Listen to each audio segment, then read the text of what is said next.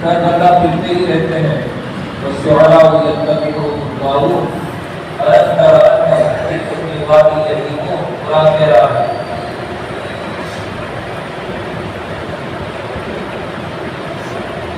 انہوں نے سوچا کہ میں اپنے قائم میں دل چرا دیا تو بے وقوفی ہے. یہ تو شاعر آدمی ہے, بات تو سن سمجھ میں آگے تو پوچھ کرتے ہیں تو رد کرتے ہیں. اپنے آپ کو سننے کے لیے تیار کیے تو پھر دوسری رضی اللہ تعالیٰ سن تو صحیح بات کیا کہتے ہیں یہ قریشی نوجوان. چنانچہ اپنے کانوں میں سے روئی نکالی اور آپ کی خدمت میں پہنچے. آپ کی مجلس لگی ہوئی تھی, آپ نے ان کو معوذتیں پڑھ کر سنائی. قرآن کریم کی جو دعا آپ سنتے ہیں اس کو قرآن مطلب ہوتا ہے. قرآن کریم کی وہ آخری سن کے اپنے کو پڑھ کر سنائی. کہنے لگے کہ یہ تو نہ شاعروں کا کلام ہے نہ کاہنوں کا کلام ہے. قرآن میں مغناطیس ہے. مغناطیس کی وہ کشش طاقت ہے. مغناطیس کہتے ہیں وہ چمک, جیسے لوہے کو کھینچتا ہے ایسے قرآن کریم انسانوں کے دلوں کو کھینچتا ہے. لیکن وہ قرآن سنے تو صحیح, قرآن سنے تو صحیح. قرآن سننے کی کتاب ہے, تو سننا چاہیے. قرآن سنیں گے تو زیادہ ایمان بڑھے گا. قرآن کے راستے سے ایمان کو پانی ملتا ہے تو ایمان بڑھتا ہے. جیسے زمین کو پانی ملا تو زمین ہریالی پیدا کرتی ہے, گھاس اگتی ہے زمین پہ, غلہ اور کیا کیا چیزیں اگتی ہے. جیسے ایمان کو پانی ملتا ہے قرآن کریم کی تلاوت کے راستے سے تو ایمان بڑھتا ہے, زیادہ ایمان. وعلیٰ ربہم یتوکلون, وہ اللہ کی ذات پر توکل کرتے ہیں. ایمان بڑھا تو توکل بڑھا. دونوں نے سننے کے لیے اپنے آپ کو تیار کیا تو جبیر دوسی رضی اللہ تعالیٰ عنہ کو آپ نے معوذتیں پڑھ کر سنائی. ہمارے جو راجہ اللہ دین فرماتے ہیں کہ اللہ تعالیٰ نے قرآن کریم کی سورہ اخلاص میں قل اللہ احد, یہ سورہ اخلاص ہے, شاید قرآن کریم کی سب سے چھوٹی سورت ہے. اس سورت میں اللہ تعالیٰ نے اپنا پوری وحدانیت بیان فرما دی ہے. نہ مجھے کسی نے جانا, نہ میں کسی کو جانتا ہوں, نہ میرا کوئی شریک ہے, میں سمجھ ہوں. اللہ تعالیٰ نے پوری توحید وحدانیت اپنی بیان کر دی ہے. تو سورہ اخلاص بے ایمانوں کو پڑھ کر سنا دینے ہماری ذمہ داری پوری ہوتی کچھ درجے میں. سورہ اخلاص پڑھ کر سنا جائے کہ صاحب میں پڑھتا ہوں, جن سے تعلقات ہے ان سے تو کرے, جن سے اٹھن بیٹھن ہے, کاروباری تعلقات ہے یا اور کوئی پہچان ہے, تعارف ہے, باتوں باتوں میں. یہ ہماری جو مقدس کتاب ہے قرآن کریم کو کون نہیں مقدس مانتا, وہ بھی مانتے ہیں. میں تھوڑا پڑھ کر سنا دو, آپ سن لو. یہ سورت پڑھ کر سنا دو. سمجھانے والی ذات اللہ کی ہے. آپ سوچیں گے کہ عربی کا کیا جانے گا, یہ اس کا ترجمہ کیا جانے گا, لیکن سمجھانے والی ذات اللہ کی ہے. اللہ کسی زبان کا محتاج نہیں.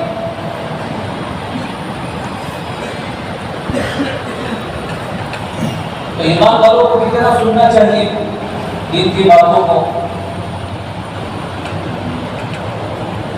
لیکن سب سے بڑی جو کمزوری ہے بزرگوں کو, آج امت اعمال سے جو دور ہوتی جا رہی ہے, اس کی سب سے بڑی وجہ یہ ہے کہ جو پہلی عبادت کی سننا وہ نہیں ہو رہا. آدمی سنے گا تو سمجھے گا, سمجھے گا تو کرے گا. اس لیے اپنے آپ کو دینی مجالس میں محتاج بنا کر بٹھانا یہ ذمہ داری ہے. پھر دوسرے دوسری رضی اللہ تعالیٰ نے اپنے آپ کو سننے کے لیے تیار کیا, اللہ نے ہدایت دے دی اور ان سے اتنا بڑا کام کیا. قبیلے دوست ایک مستقل قبیلہ تھا. آپ نے فرمایا چاہیے کہ قوم نے جا کر محنت کیجیے. پھر دوسری رضی اللہ عنہ آئے. کچھ عرصے کے بعد واپس آئے, کہنے لگے یا رسول اللہ صلی اللہ علیہ وسلم میری قوم کے لیے آپ دعا فرما دیں. جذبات ہوتے ہیں, نیا نیا جب کام میں لگا کرنا ہوتا ہے ایک جذبات ہوتے ہیں. انہوں نے ایک محنت کی فطرت کی لیکن قوم نے نہیں مانا. ہوتا ہے تو آئے اور آ کر کہنے لگے دعا فرما دیں. آپ نے دعا کے لیے آپ اٹھائے, ابھی دعا فرمائی اللہم اہدی دوسن واقعی دین تسلیمہ. پہلا قبیلے دوست کو ہدایت دے اور ان کو مسلمان بنانا تیرے پاس تھا. اور تمہیں دوسری نے دیکھا وہ سے کہا ارجی لا قومی, ارجی لا قومی مرفوع بھی, اپنے قوم کے پاس جاؤ واپس اور نرمی کرو. تمہیں دوسرے اپنے قبیلے کے سردار سرپنچ آتے ہیں. عام طور پر تھوڑی سی باتوں میں سختی ہوتی ہے, جن کے پاس عہدہ ہوتا ہے, سرکاری ہوتی ہے, سرپنچ بنا ہوتا ہے, تو ان کو تو غلط کرنا چاہیے. کرائے کی دنیا نے دیکھا جاتا ہے کہ سختی ان لوگوں میں ہوتی ہے, حالانکہ وہ امت کے خادم ہیں اور خادم آدمی نرم ہونا چاہیے. آپ نے یہ ہدایت کی مرفوع بھی کہ ان کے ساتھ نرمی سے پیش آؤ. اور واپس آپ نے روانہ کیا ہی کسی کا قوم نہیں. یہ نہیں کہ ٹھیک ہے نہیں مانتے چلو یہ ایسا کر دیں گے یوں کر دیں گے. ہم تو جانے کے مکلف ہے, محنت کے مکلف ہے. باقی اس کے دل میں بات کا اتارنا یہ ہماری ذمہ داری نہیں ہے. اگر ہماری ذمہ داری ہوتی تو ہم دوبارہ نہیں جاتے. ایسا وہ تو ماننے کو تیار نہیں. جب ہماری ذمہ داری نہیں ہے تو پھر کل کو راؤ بھی ہو. محنت کی شکلیں قطع درجے پر نہیں پہنچ رہی, جس کی وجہ سے نتائج سامنے نہیں آ رہے. چند میرا بیری کو محنت سمجھ رہے ہیں, ایک آدھ 5 منٹ کی ملاقات کو محنت سمجھ رہے ہیں, کی جماعت نکالنے کو محنت سمجھ رہے ہیں. حالانکہ بھائیوں محنت کی کمی نتیجے کو نہیں لا رہے. اجتماع کوئی بنیاد نہیں ہوتا. اجتماع ہے تو جماعت نکالو, اجتماع ہے تو محنت کرو, 2.5 گھنٹے لگاؤ, ملاقاتیں کرو, گھر گھر جاؤ. یہ کوئی بنیاد نہیں ہے اجتماع کی. اگر اجتماع کو بنیاد بنا کر کام کر رہے ہیں تو ہماری محنت چند دنوں میں بند ہو جائے گی. اجتماع کوئی بنیاد نہیں ہے, اجتماع ایک بہانہ ہے. باقی بنیاد اور روزانہ کا تقاضا کلمہ لا الہ الا اللہ ہے. کلمہ لا الہ الا اللہ کا تقاضا روزانہ کا ہے. اور یہ امت کی سب سے بڑی ضرورت کی چیز ہے. اگر اس کو تقاضا بنایا, اجتماع کو تقاضا نہ بنایا تو روزانہ ہماری محنتیں ہوتی رہے گی. اور دیکھا بھی جاتا ہے کہ کوئی تقاضا آتا ہے یا اوپر کی طرف سے کوئی بات نہیں جاتی ہے یا اجتماع آتا ہے تو دوڑ بھاگ شروع ہو جاتی ہے, محنت بڑھ جاتی ہے. اور جب اجتماع پورا ہوا یا تقاضا پورا ہو گیا, وہی 2.5 گھنٹے دینے والے 10 منٹ بھی نہیں دیتے. کیا بات ہوئی؟ کلمہ لا الہ الا اللہ کا تقاضا تو منطق کا ہے. صحابہ نے اسی کو تقاضا سمجھا تھا. کلمہ لا الہ الا اللہ کا تقاضا ہے. اس لیے آپ سیرت پر صحابہ کی محنت پر نظر ڈالیں. ان کی محنتیں کس انداز سے ہو رہی ہیں. تو وہ محنت کرتے کرتے کرتے آخری پڑھا ایسا رحمۃ اللہ علیہ فرماتے تھے کہ میری محنت کی ابتدا الف تا سے ہے. پہنچنا ہے یاد کرنا. میں نے حضرت کے اس ملفوظ پر بہت غور کیا کہ حضرت کیا کہنا چاہتے ہیں الف تا یعنی کیا مطلب. ایک سیدھے چلنے میں لگا کر نہ سوچے کہ ہم جنتی ہو گئے، ٹھیکیدار بن گئے جنت کے. پتہ نہیں اس کو چاہنے والوں کے ذہنوں میں کیا پتہ نہیں غلط ہوتا ہے. یہ تو علی بات ہے، آپ کو پہنچنا ہے یہاں تک، اور صحابہ نے یہاں تک پہنچ کے دکھا دیا، یعنی گردنیں دے دی. یہ یا ہے 3-3 گھنٹے، ہفتے کے 2 گز، روزانہ کے 3 نماز، یہ علی بات ہے. یا کہ یا ہے جو صحابہ پہنچ کر دکھا دیا. ضرورت پڑی تو گردن دی، ضرورت پڑی تو بچے یتیم کر دیے، ضرورت پڑی تو عورتوں کو بیوہ حالت میں چھوڑ دیا. یہ یا ہے، اور وہاں تک پہنچنا تو اور اللہ کا شکر ہے اس دھرتی پر اس زمانے میں فتنوں کے دور میں بھی ایسے اللہ کے نیک بندے موجود ہیں جو یہاں تک پہنچ چکے ہیں. ہم تو کافی دیکھ رہے ہیں، لیکن علی پاتا جو پڑھے گا وہ یہاں تک پہنچے گا. علی پاتا پڑھے گا ہی نہیں تو اس کا تو تصور ہی نہیں یہاں تک پہنچنے کا. امت کا بڑا طبقہ ایسا ہے جس نے ابھی تک علی پاتا پڑھنے کے لیے داخلہ نہیں لیا. نہ زندگی میں گشت کا اہتمام ہے، نہ مشورے کا اہتمام ہے، نہ کوئی محنت کی شکل ہے. تو کہاں سے علی پاتا پڑھنا ابھی شروع کیا؟ جو بچہ مدرسے میں نہ جاوے وہ کیسے یہاں تک پہنچے گا؟ جو ترتیب علی پاتا پڑھے گا پھر وہ قرآن تک پہنچے گا. سے اردو پر بھائی جو ضرورت ہے اس بات کی کہ ہم داخلہ لے لیں علی پاتا پڑھنے کے لیے.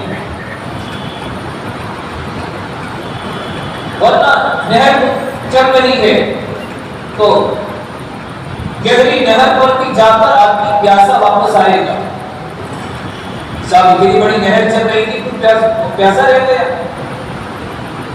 آپ علیہ السلام ایک دریا نہر کی شکل میں آپ تھے، لیکن آپ کی موجودگی میں بھی بہت سے لوگوں نے پانی نہیں پیا.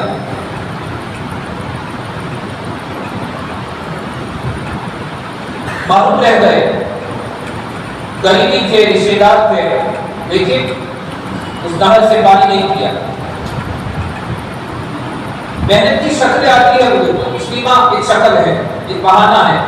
ایسے تو ایک اجتماع نہیں کئی اجتماع ہو جائیں گے. ایک بزرگ فرمانے لگے 1.5 مہینے کی ایڑی ہو جائے بارش کی، مسلسل بارش ہو تو کہتے ہیں ایڑی ہوئی ہے. لیکن کوئی آدمی یہ چاہے کہ میرے مٹکے میں ایک قطرہ پانی نہ جائے تو یہ نہیں جا سکتا. اٹھا کر تو مٹکا دبے سڑک کھلے میدان میں مٹکا رکھو، لیکن اٹھا کر کے رکھو تو 1.5 مہینے کی ایڑی کے بعد بھی ایک قطرہ پانی نہیں جائے گا. کہ محنت طاقت کی چاہے کسی بھی شکلوں میں ہو رہی ہو، لیکن کوئی یوں چاہے کہ وہ محنت سے میں مستفید نہ ہوں تو نہیں ہو سکتا. آپ کی مجلس لگی ہوئی تھی تو کچھ بے ایمان بھی بیٹھے ہوئے تھے کناروں پر، آئے تھے اور آتے رہتے تھے مجلسوں میں. مجلس میں بیٹھے ہوئے تھے بے ایمان اور وہی اترنی شروع ہو گئی اور عجیب مقدر سے سورہ نجم اتری اور سورہ نجم کی آخری آیت اتری اور وہ آخری آیت آیت سجدہ ہے. میں پڑھتا نہیں ورنہ سب پر سجدہ واجب ہوگا، پھر کوئی کرے نہ کرے میرے سر پڑے گا. آیت سجدہ ہے سورہ نجم کی 47 میں پاری کی ضرورت ہے. تو آپ نے وہ آیت پڑھی اور پڑھ کر آپ سجدے میں چلے گئے. صحابہ کرام بھی سارے کے سارے سجدے میں چلے گئے. عجیب اتفاق یہ ہوا، حسن اتفاق کہ جتنے بے ایمان بیٹھے تھے نا سب سجدے میں چلے گئے، لیکن ایک بیٹھا رہ گیا، وہ نہیں گیا. اس حفظہ کو نے اس کا نام لکھا ہے ابی بن خلف. بڑا دشمنی سلام کا حضرت میں اس کا واقعہ مذاہب میں حدیث رسول نے تفصیلی لکھا ہے کہ آپ نے علی بن کے موقع پر یا کسی موقع پر تھوڑا سا بات لگایا تھا، وہ بیل کی طرح سے چلاتا تھا. لوگوں نے ہاتھ ملائی کہ معمولی سی مال ہے اور اتنا چلاتا ہے. کہنے لگا کس کی مال ہے تمہیں معلوم ہے؟ محمد صلی اللہ علیہ وسلم نے مارا ہے. اگر وہ خالی تھوک بھی کہتے تو میں مر جاتا. وہ بیٹھا ہوا تھا, وہ سچے میں نہیں گیا, اور جب کندر اٹھائے زمین پر سے اور یوں اپنے پیشانی کو یوں لگایا اور کہا مجھے اتنا کافی ہے, میں اپنی پیشانی کو سجدے یعنی جھکاؤں گا نہیں. عبداللہ بن مسعود رضی اللہ عنہ فرماتے ہیں کہ جتنے سجدے میں چلے گئے تھے بے ایمان اللہ نے سب کو ایمان دے دی. سر جھکایا, سر جھکانے والا ناکام نامراد نہیں ہوتا, سر جھکایا ہے اس نے اللہ کے سامنے. اس لیے حدیث پاک میں ہے کہ سجدے کرنے والوں سے ساری خیر کی امید, جو سجدہ نہ کرے یعنی نماز نہ پڑھے, دوسرے الفاظ میں یہ کہ جو نماز نہ پڑھے اس سے کوئی خیر کی امید نہیں. سامنے تو بہت اچھے آدمی کھڑے نماز نہیں پڑھتے, سامنے تو بہت اچھا کام, کیا اللہ کی اطاعت نہیں ہے, کیا دوسروں کی اطاعت کرے, کیا اچھا تو وہی ہے جو نماز پڑھے اور نماز پڑھ کر سارے کام کرے, ورنہ بے نمازی کے نیک کاموں کا اجر بھی ہٹا دیا جاتا ہے, نہیں ملتا. حدیث میں ہے کہ کوئی آدمی نماز سے دور ہے تو اس کے نیک کامات کا اجر بھی ہٹا دیا جاتا ہے. کوئی بھی نیک کامات کرے, نماز پڑھ پہلے, نماز بنیاد ہے. یہ بزرگ نے لکھا ہے اپنی کتاب میں کہ شیطان نے ایک سجدے سے انکار کیا تھا, ایک سجدے سے, تو اللہ تعالیٰ نے ہمیشہ کے لیے جنت سے نکالا, باندھے درگاہ ہوا اور اللہ کی طرف سے لعنت کی بارش ہوئی اس پر. کوئی آدمی نمازوں سے غفلت میں ہے, نمازیں نہیں پڑھتا, وہ روزانہ 40 سجدوں کا انکار کرتا ہے. 40 سجدے, اور وہ 40 سجدے خالی فرائض کے ہیں, سنن اور مستحبات کو نہیں گنا ہے. فجر کی 2 رکعت فرض ہے, 4 سجدے گن لو. ظہر کی 4 رکعت ہے, 8 سجدے گن لو. 4 اور 8 کتنے ہوئے؟ میرے ساتھ کتنے رہو؟ 12. عصر کی 4 رکعت ہے, 8 سجدے گن لو, کتنے ہوئے؟ بولو 12 اور 8 20 ہوئے. 12 اور 8 20 ہوئے. اور پھر مغرب کے 6 سجدے, 3 رکعتیں 6 سجدے ہوتے ہیں, کتنے؟ 26 ہوئے. پھر عشاء کی 4 رکعت فرض ہے, 8 سجدے اس کے گنو, کتنے ہوئے؟ 34. اور وتر کی 6 سجدے گنو, کتنے ہوئے؟ یہ 40 سجدوں کا انکار روزانہ کر رہا ہے. شیطان نے ایک سجدہ نہیں کیا تھا تو اتنی لعنت ہوئی اس پر اور نحوست آئی. 40 سجدہ نہ کرنے انکار کرنے والے اور نہ کرنے والے پر کتنی نحوست آئے گی دنیا میں کوئی تصور نہیں کر سکتا. اس لیے علماء نے لکھا ہے بے نمازی جس پر ہاتھ لگاتا ہے اس پر نحوست آتی ہے. یہ بزرگ کسی کی دعوت پر کھانے کے لیے گئے تو کھانے کی طرف ہاتھ نہیں بڑھایا. رضوان نے کہا کہ کھانا شروع کیجیے, کہا کہ نحوست ہے اس میں کھانے میں, میں نہیں کھاتا. کسی بے نمازی عورت نے یہ کھانا پکایا ہے. میرے گھر میں تو حضرت کو بے نمازی نہیں ہے. جب تحقیق کی تو پتہ چلا کہ گھر میں جو نوکرانی آتی ہے کام کرنے کے لیے اس نے آج روٹی پکائی, وہ بے نمازی. اللہ والے چشموں کی نگاہ سے دیکھ لیتے ہیں یہ چیزیں. جہاں ہاتھ لگتے ہیں, جہاں کٹتا ہے وہی نحوست. کیوں 40 سجدوں کا ممکن رہے گی؟ یہ بیٹھا رہتا ہے, اس نے اپنی پیشانی کو نہیں جھکایا, چند پتھر اٹھائے اور یوں لگا دیا. عبداللہ بن مسعود رضی اللہ عنہ فرماتے ہیں میں نے کفر کی حالت میں اس کو دیکھا ہے کہ کفر کی حالت میں ایڑیاں رگڑ کر مرا ہے. حضرت شیخ رحمۃ اللہ علیہ نے تفسیر اس کا لکھا ہے کہ کیسے وہ مرا. کیوں؟ نہر بہ رہی تھی لیکن پیاسا رہتا ہے, اپنے مٹکے کو یوں اٹھا کر کے رکھا تھا. میری تو ترتیب نہیں بن سکتی, میں تو जा ही नहीं सकता जमात में, मैं तो चाहते हैं कैसे लगाऊं, मेरा तो ये मसला ये पटका उद्धारी किया हुआ है, तो कैसे आएगा? मसाइल किसके साथ नहीं है?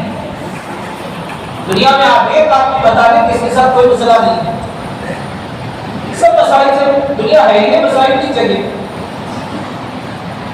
दुनिया उतार चढ़ाव का नाम है। फतेह कलैया मुदाबिरो हवैलना, अल्लाह दिनों को एक तरफ से नहीं रखते, बदलते रहते हैं। आज सुख है तो कल दुख है, आज कोई खुशखबरी है तो कल कोई गम की खबर सुनी है, आज माता है तो कल के गरीब है, आज गरीब है तो कल के मालदार है। दुनिया उतार चढ़ाव का नाम है, हालात किसके साथ नहीं है। और पहली जमात इस उम्मत की पहली सब जो गुजरी है, साहब इकराम की मुकद्दस जमात, सबसे ज्यादा हालात उनके साथ रहे।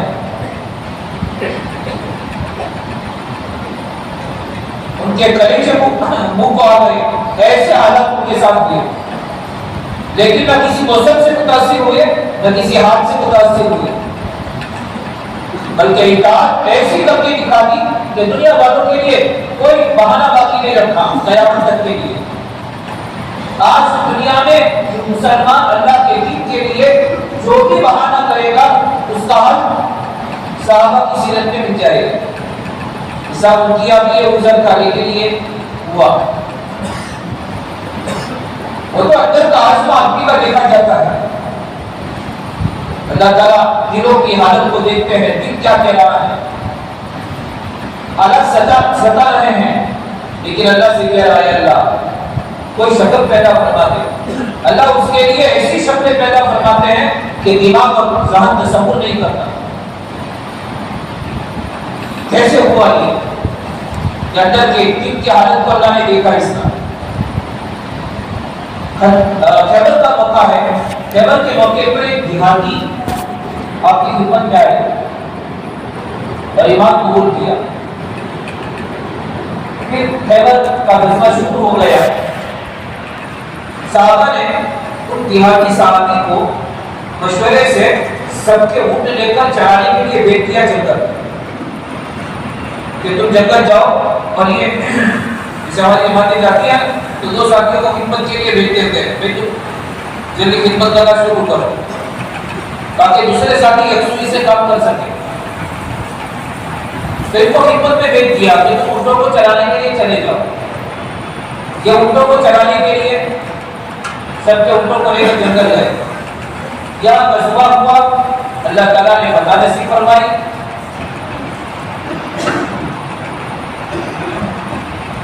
और माले गनीमत हाथ आया, मुजाहिदीन के दरमियान आपने माले गनीमत तकसीम किया। तो देहाती सहाबी के लिए भी एक हिस्सा गनीमत का अलग से रख दिया और एक सहाबी को दिया कि जब वो जंगल से आए तो उनका हिस्सा इतना दे देना। जब वो जंगल से आए तो सहाबी ने कहा तुम्हारा ये हिस्सा है गनीमत का।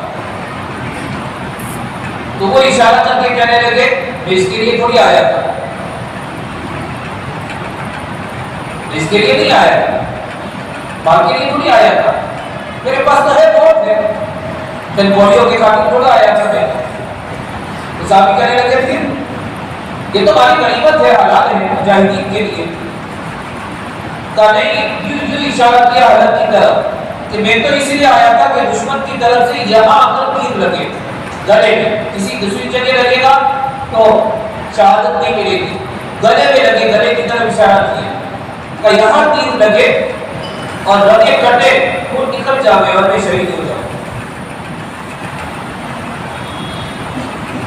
उस आदमी ने जाकर सलाम से तस्कीरा किया, वो तो इनकर मान लेने को तैयार नहीं का हिस्सा, और वो कह रहे मैं तो इसके लिए नहीं आया था, ये तो इसके लिए आया था, इशारा किया है। आपने फरमाया वो अगर अपनी बात में सच्चे हैं, उनका अंदर का आज़मा ये है और वो अपनी बात में सच्चे हैं, अल्लाह सच करके दिखाएंगे, अल्लाह उनके हालत दिन की हालत पर फैसला करेंगे। अभी बात चल ही रही थी, अनजान जगह से तीर आया, हालांकि फतह हो गई थी, दुश्मन भाग गया था, मैदान अपने काबू पर आ गया था, लेकिन अनजान जगह से दुश्मन की तरफ से तीर आया اور جہاں اشارہ کیا تو وہیں لگا، اور تیر اندر گھسا، لگے کٹی اور وہی شہید ہو گئے۔ آپ نے فرمایا یہ اپنی بات میں سچے تھے، اللہ نے سچ کر کے دکھا دیا۔ آدمی کے دل میں کوئی عزائم تو ہونی چاہیے، ایک تو سٹنگ نہیں ہو سکتی، ترتیب نہیں بن سکتی، یہ نہیں ہو سکتا۔ تشکیل والے برسوں سے دھکا کھا رہے ہیں، بیچارے برسوں سے دھکا کھا رہے ہیں، لیکن آج تک زندگی کا کوئی نظام نہیں بنا۔ آنے والوں کو تو ثواب پورا بھی رہا ہے، لیکن میرے گھر آ رہے ہیں تو میرا کیا بنا؟ میرے لیے کتنی معلومی ہے کہ محل بہ رہی ہے دعوت کی شکل میں، کہ اس نہر سے آج تک میں میرا گھر کیسا ہوں، تو مجھ سے بڑا نادان کوئی نہیں ہے۔ چاہے لوگ مجھے سمجھدار کہتے ہو، عقلمند کہتے ہو، لیکن اللہ کی نظر میں، اللہ کے رسول صلی اللہ علیہ وسلم کی نظر میں، قرآن اور حدیث کی روشنی میں بے وقوف ہوں، بے نادان آدمی۔ اپنی نادانی کو سمجھے بزرگوں۔ آج تک میرا بھی دعویٰ ہے، آپ کا بھی دعویٰ ہے کہ مجھ سے بڑا سمجھدار کوئی نہیں۔ کوئی اپنے آپ کو بے وقوف، پاگل، نادان کہنے کو تیار نہیں ہے۔ کوئی کسی کو کہہ بھی دے تو اس کی جان بچانا مشکل ہو جائے گی۔ لیکن بزرگ اور بھائیوں، اپنی نادانی کو خود ہی سمجھنا ہے کہ ہماری نادانی کتنی ہے۔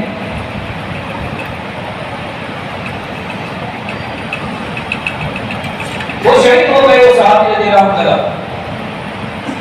آپ نے فرمایا جو یہ میرا جبہ، روایت میں ہے آپ نے اپنے جبے کو اتارا اور دوسرا آپ نے جبہ پہنا اور کئی جبے میں کفن کو۔ دیکھیے کیا اللہ کی طرف سے نوازش ہو رہی ہے، کیا انعام دیا جا رہا ہے۔ لوگوں زمزم کے پانی میں کفن دھو کے نہ رکھو اور لوگوں کو، رشتے داروں کو وصیت کرو کہ مجھے اس میں کفن دینا، کوئی فضیلت نہیں ہے۔ کوئی روایتوں میں جو ہے اس کی فضیلت نہیں ملتی۔ یہ تو جہالت بنا ہے کہ لوگ لے جاتے ہیں اپنے کفن کو اور زمزم کے پانی میں دھو کر لاتے ہیں۔ 2012 میں جہاں ہوا تو میں نے دیکھا کہ وہ مولود النبی جہاں بنا ہوا ہے، جہاں باب السلام حرم کا دروازہ اس طرف، مطلب کہ تاکہ یہ کیا ہے پتا چلا یہ کفن ہے، لوگ لاتے ہیں زمزم کے پانی میں دھو کر پھر لے جاتے ہیں اور وصیت کرتے ہیں کہ میں چاہوں تو اسی میں کفن دینا۔ نہ قرآن کچھ کہہ رہا ہے، نہ حدیث کچھ کہہ رہی ہے، جہالت ہے یہ۔ کہ زمزم کے پانی سے دھو کر کفن میں جو ہے آپ قبر میں جاؤ گے تو منکر نکیر سوال نہیں کریں گے کیا؟ یا کوئی جو ہے یعنی قبر کا آپ کا مسئلہ نہیں ہوگا؟ آپ علیہ السلام کا کفن، یہ جبہ مبارک، اس سے بڑھ کر دنیا میں کوئی کپڑا نہیں ہو سکتا۔ اللہ نے وہ دلوایا اپنے نبی کے ہاتھوں کہ میرے جبے میں کفن دو۔ صاف روایت میں ہے کہ آپ نے جبہ دیا اور کہا کہ اس میں کو کفن دو۔ اتنے پر بس نہیں، جب دفن کر دیا گیا تو قبر پر کھڑے ہو گیا اور آسمان کی طرف نگاہ اٹھا کے آپ نے فرمایا اللہم ھذا عبدک قتل فی سبیلک وانا علیہ شہید۔ یہ روایت کے الفاظ قرآن یوسف رحمۃ اللہ علیہ حیات صحابہ میں یہ الفاظ آپ علیہ السلام کے دعائیہ الفاظ نقل فرمائے ہیں۔ جب آپ قبر پر کھڑے ہیں اور آپ اللہ سے کہہ رہے ہیں اللہم ھذا عبدک، اے اللہ یہ تیرا بندہ ہے، قتل فی سبیلک، تیرے راستے میں شہید دیا گیا، وانا علیہ شہید، میں اس پر گواہ ہوں۔ نبی گواہی دیتے کسی کے بارے میں، حصہ برا ہو گیا، اب کسی کی شہادت کی ضرورت نہیں ہے، نبوت کی زبان میں گواہی دے دی، نبوت کی زبان میں گواہی دے دی۔ اب یہ آدمی پکا جنتی ہے، اس کے لیے جتنی گاڑیاں ہیں سکرات سے لے کر ترازو تک کی، قبر، حشر، صراط، ترازو، یہ جتنی گاڑیوں سے ہر ایک کو گزرنا ہے ان ساری گاڑیوں پر اس کے لیے کوئی مسئلہ نہیں ہوگا، جو نبی گواہی دے رہے ہیں۔ یوں ہی نہیں ہوتا بزرگوں، یوں ہی نہیں ہوتا۔ آپ حج کے موقع پر قبیلوں کے پاس جایا کرتے تھے، جو قبیلے ٹھہرتے تھے اس زمانے میں کفار بھی آیا کرتے تھے حج کے لیے، میزبان بھی آیا کرتے تھے۔ تو سن ہجری 9 میں جب قرآن کریم کی آیت اتری اور ابو بکر صدیق رضی اللہ تعالیٰ عنہ کو امیر الحج بنا کر آپ نے روانہ فرمایا مدینے سے، آپ تشریف لے گئے، آپ تو 10 میں تشریف لے گئے، لیکن سن ہجری 9 میں حضرت ابو بکر صدیق رضی اللہ تعالیٰ عنہ کو امیر الحج بنا کر آپ نے روانہ فرمایا اور ہدایت دے کر فرمایا کہ وہاں جا کر یہ آیت پڑھ کے اعلان کر دینا انما المشركون نجس فلا يقربوا المسجد الحرام بعد عامهم هذا، یہ مشرکین ناپاک ہے، اب اس سال کے بعد کوئی حرم میں داخل نہیں ہوگا۔ تب تک حرم میں سب کا داخلہ تھا، بے ایمان میں آیا کرتے تھے، تو آپ قافلوں میں جا جا کر دعوت دیتے تھے۔ قبیلے بنو عامر ٹھہرا ہوا تھا، قبیلے بنو عامر کے پاس آپ گئے اور آپ نے ان کو دعوت دی، تو اس قبیلے کا جو سردار تھا وہ کھڑا ہوا اور کہنے لگا کہ ہم آپ کی بات مان لیں اور جتنے مخالفین ہیں آپ کے سب پر آپ کو غالب کر دیں ہم، تو کیا آپ لکھ کر دیتے ہیں کہ آپ کے بعد حکومت مجھے ملے گی؟ یہ بات دوسرے کہی کہ آپ اس کا وعدہ کرتے ہیں، لکھ کر تحریر کہتے ہیں کہ حکومت مجھے آپ کے بعد ملے گی؟ آپ نے فرمایا حکومت کا میں مالک نہیں، تبے تنہا اللہ کی ذات مالک ہے، وہ جس کو چاہے حکومت دے، جس کو چاہے نہ دے۔ تو اس نے کہا کہ پھر ہمیں تمہاری بات کی ضرورت نہیں ہے، جاؤ تم یہاں سے۔ اب آگے چلتے ہو گئے، کسی اور قبیلے کے پاس گئے، جب یہ قبیلے بنو عامر حج کر کے اپنے علاقے میں پہنچا تو اس کے علاقے میں ایک بڑے میاں تھے جن کی عمر 100 سال سے اوپر ہو چکی تھی، وہ اپنی یعنی ذوق اور معذوری کی وجہ سے حج میں نہیں آ پائے تھے، تو انہوں نے وہ آنے والے قافلے سے کارگزاری پوچھی کہ کیسا رہا اور کیسے حج ہوا یہ ساری، تو اس قافلے میں سے کسی نے کارگزاری سنائی کہ ایک قریشی نوجوان آیا تھا اور وہ یوں کہتا تھا کہ مجھے نبی مان لو، میں نبی ہوں، مجھ پر وحی آتی ہے، لیکن ہم نے ان سے یہ بات کہی حکومت کی تو انہوں نے رد کر دیا کہ میں اس کا مالک نہیں ہوں، اللہ جس کو چاہے دے، جس کو نہ چاہے نہ دے۔ تو بڑے میاں کہنے لگے ارے تم نے اتنی بڑی بھول کر دی ہے جس کی تلافی زندگی بھر نہیں ہو سکتی، ارے ان کے صفات تو ہم اپنی کتابوں پڑھتے چلے آ رہے ہیں، اور یہ جملہ کہا وہ پرندہ ہاتھ سے اڑ گیا، وہ پرندہ دوبارہ کیسے ہاتھ میں آ سکتا ہے؟ اور وہ بڑے میاں کی الفاظ یہ تھے تم نے اتنی بڑی بھول کر دی ہے کہ اس بھول کی تلافی زندگی بھر نہیں ہو سکتی، کہاں تلاش کرنے جائیں گے؟ اور یوسف رحمۃ اللہ نے یہ واقعات قریب قریب کے لکھے ہیں حیات الصحابہ کہ وہ آئے تھے شہادت کی نیت سے کہ مجھے یہاں تیر لگے، یہ آئے تھے کرسی کے لیے کہ کرسی ملے آپ کے بعد ہمیں، نیتوں کے فطور کی وجہ سے اللہ کی طرف سے دونوں کے اپنے فیصلے بھی ایسے ہوئے۔ ساتھ ساتھ میں حضرت نے ایک اور واقعہ لکھا ہے، نقل کیا ہے کہ صاحب آئے کہنے لگے حضرت کلر کے اعتبار سے میں کالا کلوٹا ہوں، شکل کے اعتبار سے بدصورت ہوں، اور مالی اعتبار سے میں فقیر آدمی ہوں، حضرت میں جو ہے یعنی اللہ کے راستے میں اپنی جان پیش کروں تو کیا مجھے جنت ملے گی؟ آپ نے فرمایا کیوں نہیں، تم اگر اپنی جان کو اللہ کے دین کے لیے پیش کرتے ہو تو تمہیں بھی اللہ تعالیٰ جو ہے جنت عطا فرمائیں گے۔ چنانچہ وہ داخل ہو گئے میدان میں اور اپنے شہادت کا مرتبہ حاصل کر لیا۔ آپ نے صحابہ سے فرمایا کہ میں نے دیکھا وہ جہاں پڑے ہوئے تھے شہادت کے بعد پڑے ہوئے تھے، میں نے دیکھا کہ جنت کی دو حوریں عین جنت کی دو حوریں عین آئی اور دونوں جگہ رہی تھی کہ اس کے کفن میں کب داخل ہو پہلے دونوں جگہ رہی تھی، وہ کہتی تھی میں پہلے داخل ہو گئے، میں پہلے داخل ہوں۔ نبوت کی نظر دیکھ رہی تھی، صحابہ کو نظر نہیں آ رہا تھا لیکن نبوت کی نظر دیکھ رہی تھی،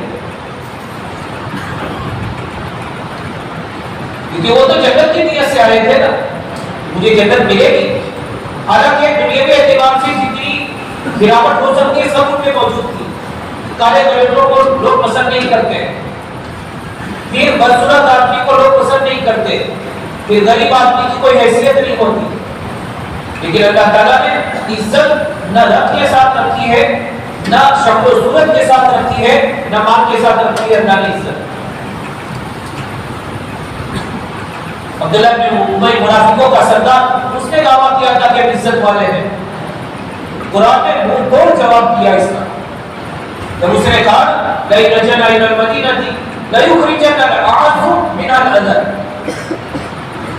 غزوہ بنو المصطلق سے غالباً واپسی ہو رہی تھی تو اس نے یہ زہر بھرے جملے کہے تھے کہ مدینے میں جا کر ہم عزت والے ان ذلیلوں کو باہر نکال کریں گے. قرآن نے کہا وَلِلَّهِ الْعِزَّةُ وَلِرَسُولِهِ وَلِلْمُؤْمِنِينَ وَلَكِنَّ الْمُنَافِقِينَ لَا يَعْلَمُونَ. اب اس قرآن نے عزت جہاں جہاں رکھی ہے اس میں نہ رنگ ہے، نہ شکل ہے، نہ مالیت ہے. حساب مالدار ہوگا تو عزت ملے گی، سب خوبصورت ہوگا تو عزت ملے گی، اور سب رنگ کا گورا ہوگا تو عزت ملے گی. اللہ تعالیٰ کی یہ بنیاد ہے ہی نہیں بزرگوں. مولانا یوسف صاحب کلاری کے بیانات میں ایک جملہ پڑھا میں حضرت نے مثال دی ہے کہ آپ سے کوئی کہے کہ کپڑے کو الگ کرو اور سفیدی کو الگ کرو، یہ ہو سکتا ہے؟ آپ مجھے کہیں کہ آپ نے سفید جوتا پہنا ہے، سفیدی کو الگ کر دو اور کپڑے کو الگ کر دو، تو یہ ہو سکتا ہے؟ بھائی سفیدی اور کپڑا ایسے مل رہے ہیں کہ راسی منسوخ، اس کو الگ نہیں کیا جا سکتا. اگر کپڑے کو الگ کرنا چاہو گے تو سفیدی بھی ساتھ میں جائے گی، سفیدی کو الگ کرنا چاہو گے تو کپڑا بھی ساتھ میں جائے گا. حضرت نے مثال دے کر سمجھایا ہے اللہ نے عزت دین کے ساتھ رکھی ہے، اپنے دین کی محنت کے ساتھ، اپنے دین کے ساتھ رکھی ہے. کوئی اللہ کے دین کی محنت میں اپنی زندگی گزار کر یوں کہے کہ ذلیل ہو گیا، جھوٹ بول رہا ہے. اور کوئی یوں کہے کہ مجھے چند کوڑیوں میں عزت ملی ہے کہ ہاں یہ دنیا کے میدانوں میں تو یہ آ کے غلط دیکھ سکتی ہے کہ چند کوڑیوں والوں کے پاس عزت ہے، یہ دنیا میں آ کے غلط دیکھ سکتی ہے، لیکن بزرگوں اللہ کی آئی اصول نہیں. اور دنیا میں تو آپ کی غلط دیکھتی ہی ہے، ساری چیزیں صحیح تو نہیں دیکھتی ہے. آگے آپ پلیٹ فارم پر اپنی ٹرین میں کھڑے ہیں، بیٹھے ہوئے ہیں، 2 نمبر کی پلیٹ فارم کی ٹرین چلی تو آپ کو یہ محسوس ہوتا ہے، آپ کی آنکھیں دیکھ رہی ہیں کہ میری ٹرین چلی. ارے ہوتا ہے کہ نہیں، میں غلط تو نہیں کہہ رہا. جب وہ 2 نمبر کی جو ہے ٹرین جب پوری ہو جاتی ہے تب پتا چلتا ہے بابا ہم تو یہی کھڑے ہیں، وہ تو 2 نمبر کی ٹرین گئی. تو یہ آنکھوں نے غلط نہیں دیکھا تو کیا ہوگا؟ آنکھیں غلط دیکھتی ہے. آپ بمبئی کی طرف جا رہے ہیں ٹرین میں، جتنے درخت ہیں سب دلی کی طرف دوڑتے ہوئے نظر آئے گے. حالانکہ ایک درخت تک بھی نہیں دوڑتا، سب اپنی جگہ کھڑے ہیں، لیکن آنکھوں نے غلط دیکھا. تو آنکھیں تو غلط دیکھتی ہے تو کوئی، اسی لیے لکھنے والوں علماء نے لکھا ہے کہ نظر پر یقین نہیں، خبر پر یقین. آسمان سے کیا خبریں آئی؟ آپ نے کیا خبریں سنائی آسمان سے؟ کہ جیسے صحابہ نے آسمانی خبروں پر آپ کی ذات پر یقین کر کے اس کو مانا، اللہ تعالیٰ نے کوئی انعامات ان کو عطا فرمائے تو انہوں نے یقین کیا. اللہ تعالیٰ جنت میں بیٹھ کر چاہے دنیا میں تمہاری کوئی شادی نہیں کر سکتا رد کے کالے پن کی وجہ سے اور بدسلوکی کی وجہ سے، لیکن اللہ تعالیٰ جنت میں حور عین سے شادی تمہاری کرے گی. اور نبوت کی نظر میں دیکھ لیا دنیا میں. یہ باتیں یقینی ہے بزرگوں، اللہ کرے کہ کوئی یقین کرے اس پر.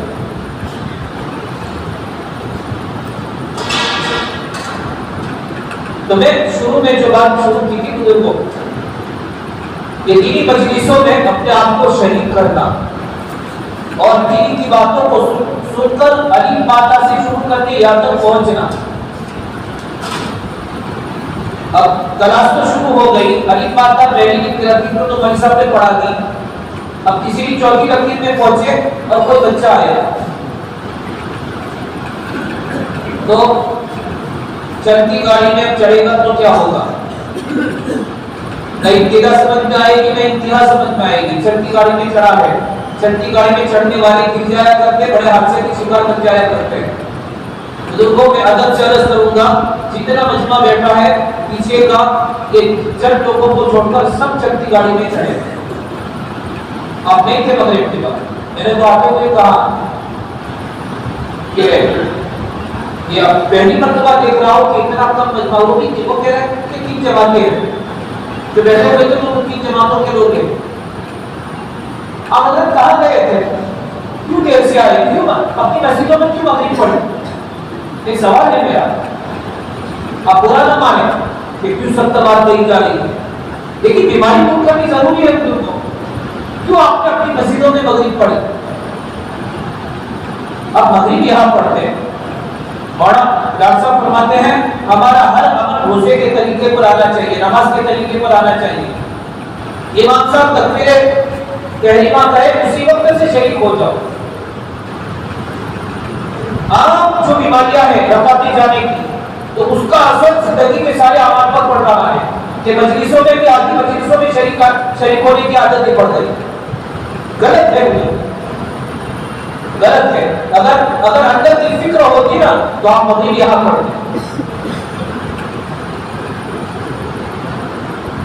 ضرورت ہے اس بات کی، اس بیماری کو دور کرنے کی ضرورت، اور یہ اہمیت سے بیماری دور ہوگی، اہمیت پیدا کرو، یہاں کی حاضری کو ضروری سمجھو۔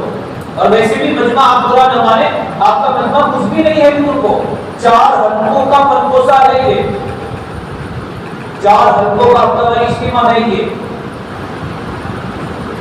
اور آپ مجمع دیکھیں، کنارے خالی پڑے ہیں، باہر کا سب لوگ بیٹھ کر بیٹھے، اس لیے زیادہ نظر آ رہے ہیں آپ کو، باقی مجمع نہیں ہے آپ کے پاس۔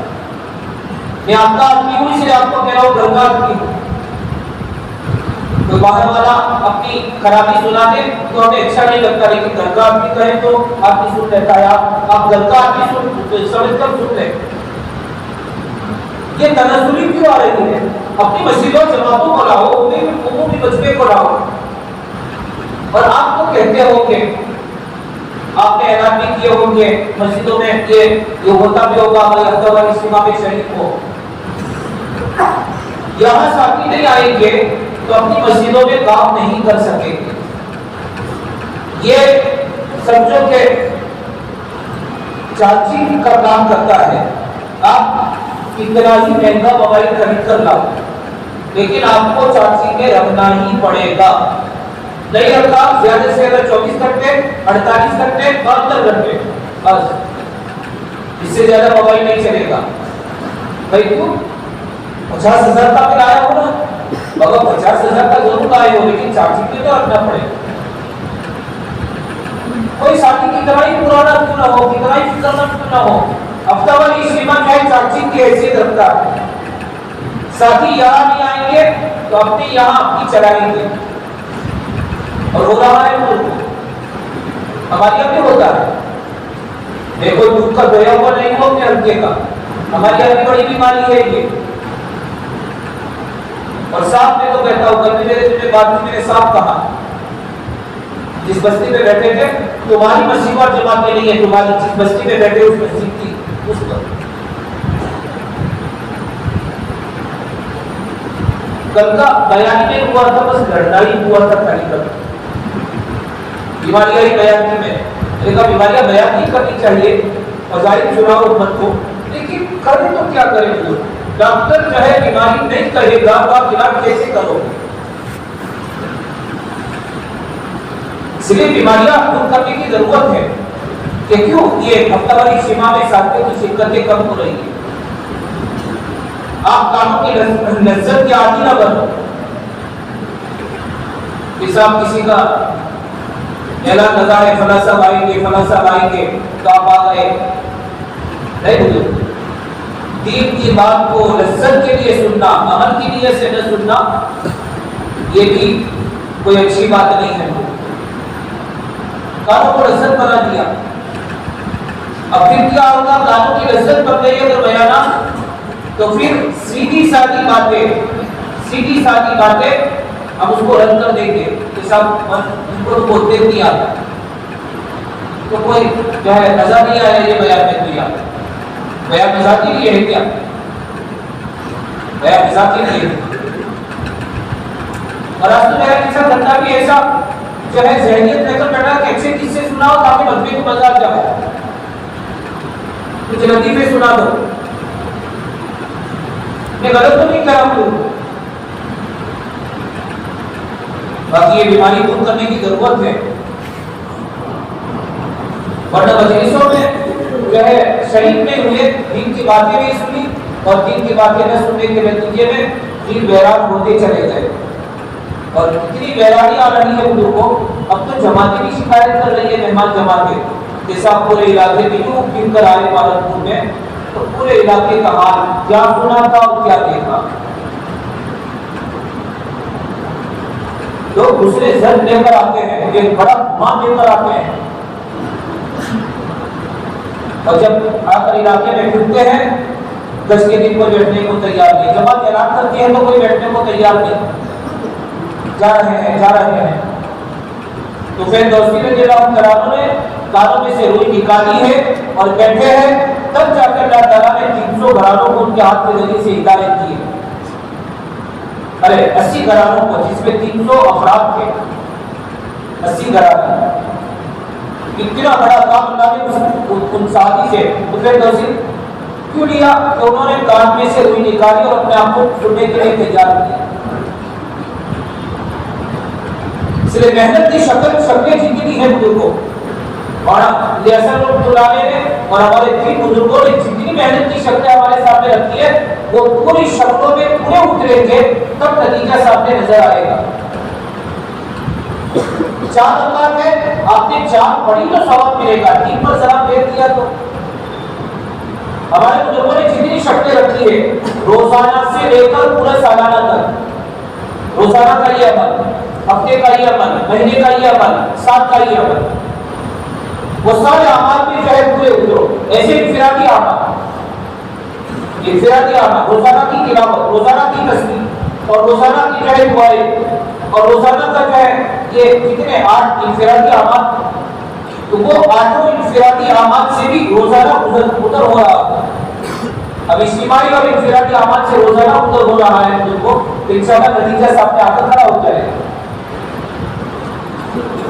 और नतीजा जो नहीं आ रहा है वो कि मेहनत में पूरे नहीं उतर रहे, इसलिए अपने आप को मेहनतों पर डालो,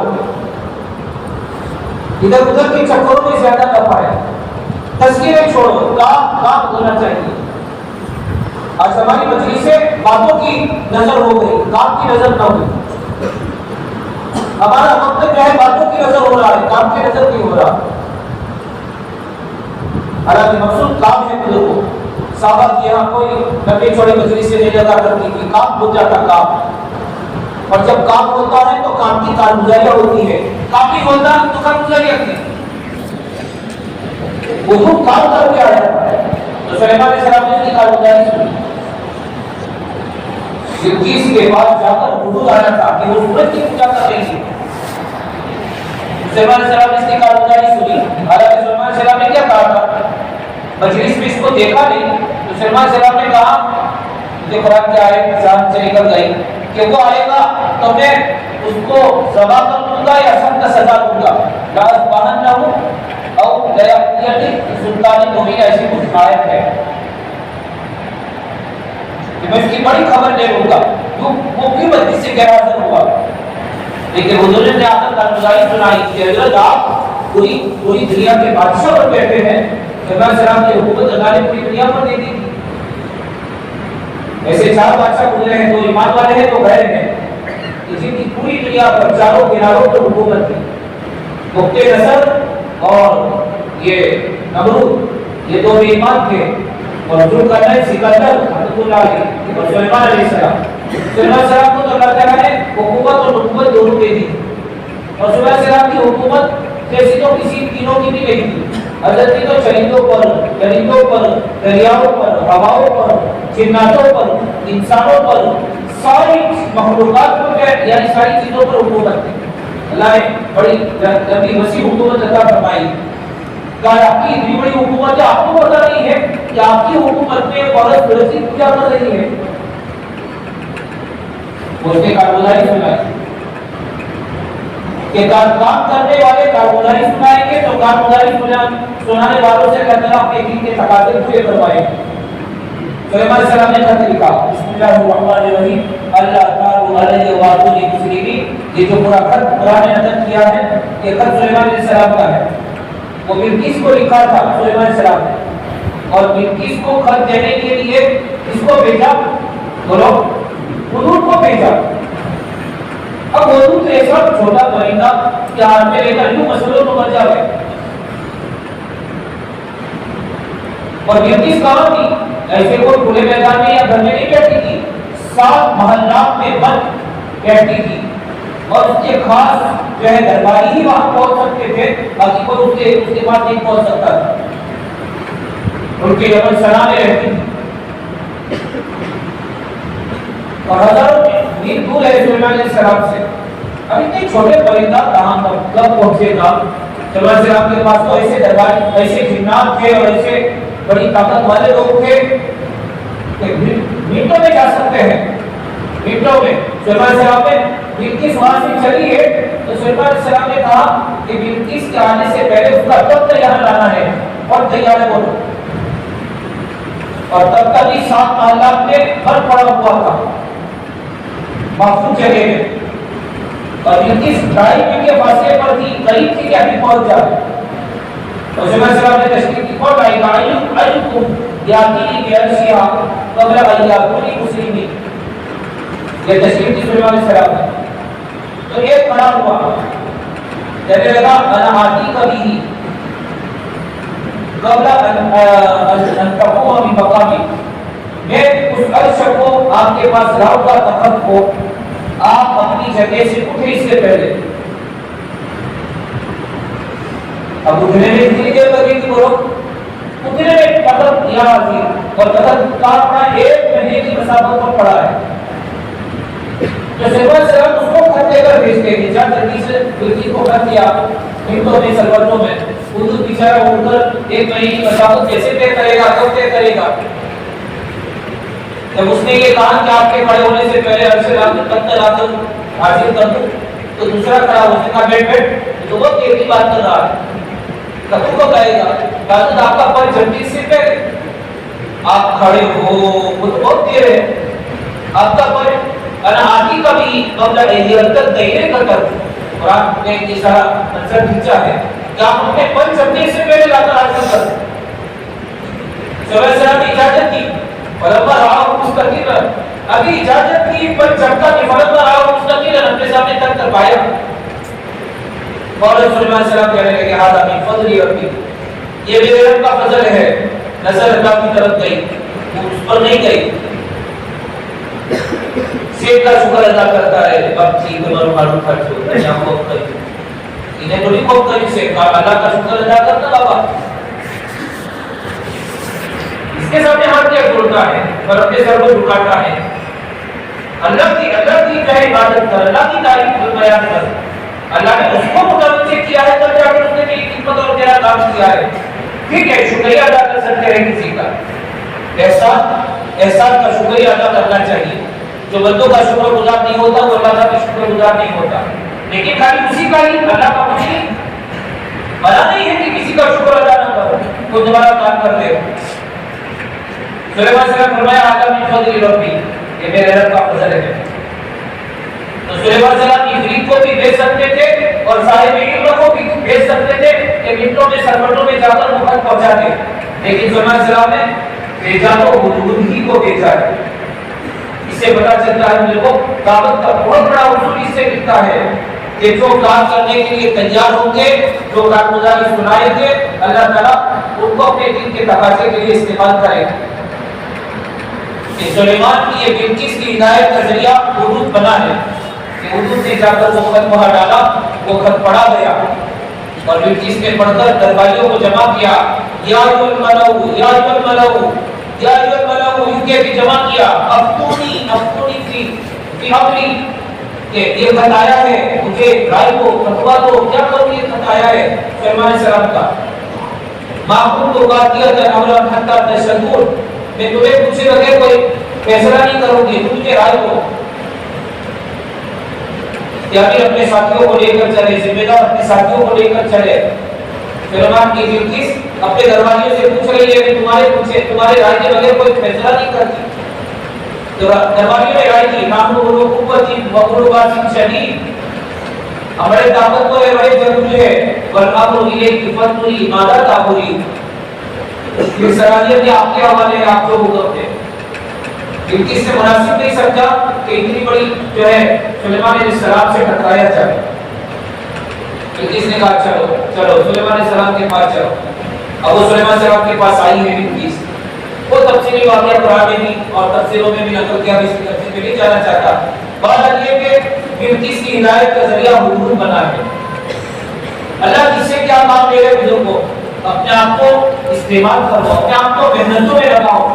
عیسوں کے سامنے اجتماع ہے حضور کو گھنٹہ گھنٹے سے بھی اوپر وقت رہنا چاہیے ساتھیوں کا، مسجدوں میں شکلیں بننی چاہیے، محنت ہوتی ہے، اللہ نتیجہ دکھائیں گے۔ جو نا امید ہو کر نہ بیٹھا، کوئی تیار نہیں ہوتا، کوئی صحیح جواب نہیں دیتا، ہر لوگ آپ کہتے ہیں سنی نہیں دیتے، یہ سب باتیں ٹھیک ہے اپنی جگہ پر، اس کے تذکرے میں رہتا ہو۔ ہم اپنی محنت میں جتنے کمزور ہیں وہ اپنی کمزوری دیکھیں، اور آنکھوں کو اٹھ کر کے اللہ کے سامنے رونا ہو رہا ہو۔ بس ایک بات کہہ کے حضور کو تذکرہ والی شروع ہو۔ آپ علیہ الصلوۃ والسلام کا فرمان ہے الشیتا ربیع المومن، یہ آپ کا فرمان ہے الشیتا ربیع المومن۔ شیتا کہتے ہیں یہ سردی کے مہینوں، یہ سردی کے جو مہینے ہیں نومبر، دسمبر، جنوری، فروری، یہ 4 مہینے سردی کے مہینے ہیں۔ ان سردی کے مہینوں کے بارے میں آپ فرما رہے ہیں الشیتا ربیع المومن، یہ سردی کا زمانہ ایمان والے کے لیے سیزن ہے، ایمان والے کے لیے بہار ہے، سیزن ہے۔ کس اعتبار سے آگے حدیث میں فرمایا 2 باتوں کے اعتبار سے سیزن، دن میں روزے رکھو، دن چھوٹے ہوتے ہیں، نفلی روزوں کا اچھا خاصا ذخیرہ جمع کر لو، اور آگے حدیث میں فرمایا کہ رات کا قیام ہونا چاہیے، لمبی راتیں ہیں بزرگوں، لمبی راتیں 3 ساڑھے 3 بجے اٹھ کر اللہ کے سامنے جو ہے چند نفلے تہجد پڑھ کر پھر رات و نیاز ہو رہا ہو اللہ کے سامنے، منایا جا رہا ہو کہ راتوں کا رونا، راتوں کا بلکنا، راتوں کا جو ہے یعنی آنسو یہ دین میں فتح نصیب کرتے ہیں۔ پھر آپ جس کے پاس جائیں گے وہ آپ کی بات سے تاثر لے گا اور اللہ کے دین کے لیے تیار ہو جائے گا۔ ہماری محنت سوکھی سوکھی محنت ہے بزرگوں، آنسوؤں سے بھیگی نہیں جا رہی، دین کی محنتیں ہو رہی ہے، ملاقاتیں ہو رہی ہے، لیکن رات کا رونا نہیں ہو رہا، رات کا رونا نہیں ہو رہا۔ سلطان صلاح الدین ایوبی رحمۃ اللہ علیہ سے اس زمانے کے باہر بیت المقدس سے باہر ایک بزرگ ملاقات ہوئی، کیا وجہ ہے آپ کے چہرے اداسی ہے چہرے، کہ سنا ہے کہ دشمن کا ایک بحری جہاز آ رہا ہے اور دوبارہ جو ہے اس قبلہ اول پر حملہ کرنے کو وہ آ رہا ہے، تو وہ بزرگ نے سنایا کہ تیرے رات کے بلکنے نے اور تیرے رات کے آنسوؤں نے اس بحری جہاز کو ڈبو دیا، اور تھوڑی دیر کے بعد خبر پہنچی کہ وہ سمندر میں ڈوب گیا۔ وہ سمندر میں نہیں ڈوبا تھا، سلطان صلاح الدین ایوبی رحمۃ اللہ علیہ کی رات کے آنسوؤں نے اس کو ڈبایا۔ بزرگوں کیوں ساتھی تیار نہ ہو اگر رات کا رونا بھی جائے تو؟ اس لیے بطور عاجزانہ میں بھی اس کا قصوروار ہوں، سب سے بڑا مجرم کہ رات کا رونا نہیں ہو رہا۔ ہم سب اچانک کریں کہ ان لمبی راتوں میں رات توڑ کر اللہ کے سامنے روئیں گے اور دین پہ اللہ کے بندوں پر پوری طریقے سے محنت کریں گے۔ اجتماع کا قریباً 1 مہینہ باقی، آج 9 تاریخ ہے، آئندہ 9 تاریخ کو ہمارا اجتماع ہے۔ اس کے لیے ہمت کر کے بولو بزرگوں کہ 4 مہینے کے لیے اجتماع سے یا اجتماع سے پہلے جماعتی کہاں بن رہی ہو، ہمت کر کے بولو۔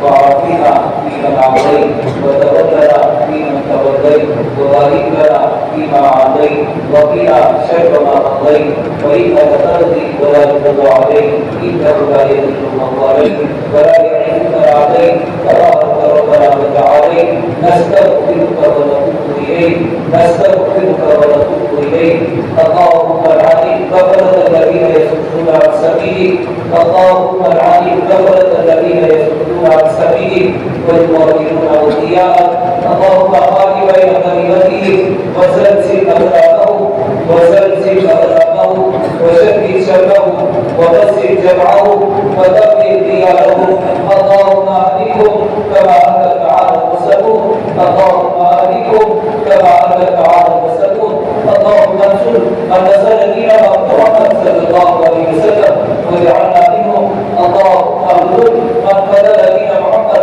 صلى الله عليه وسلم ولا تجعل معه اللهم انا نجعلك في نحورهم ونعوذ بك من شرورهم اللهم انا نجعلك في نحورهم ونعوذ بك من شرورهم اللهم خذهم أنت عزيز مقتدر اللهم خذهم أنت عزيز مقتدر اے ہمارے رحمت اے اللہ بہت بڑے پاکی اور عظیم ہے اے اللہ اس دھرتی پر ہم سے بڑا پاکی اور عظیم کوئی نہیں ہے اے اللہ عظیم برکت تیرے سامنے ہاتھ پھیلائے ہیں اے اللہ ہم گنہگاروں کی ہم فقیروں کی چوریوں کو ہدایت سے مجبور فرما کر دنیا میں ہدایت کا آخرت میں مغفرت کا فیصلہ مقدر فرما اے اللہ جو زندگی گزر گئی اپنی دریائے رحمت سے معاف فرما جو زندگی باقی ہے تیرے حوالے پر چلنے کی توفیق عطا فرما اے اللہ ہم کمزور ہیں ہماری کمزوری کو اے اللہ ہماری کمزوری کی اے اللہ لاج رکھ کر ہمیں تیرے دین پر عافیت کے ساتھ چلا دے اے اللہ تیرے عوامل پر عافیت کے ساتھ چلا دے اے اللہ تو اپنی نصرت کاملہ ہم پر نازل فرما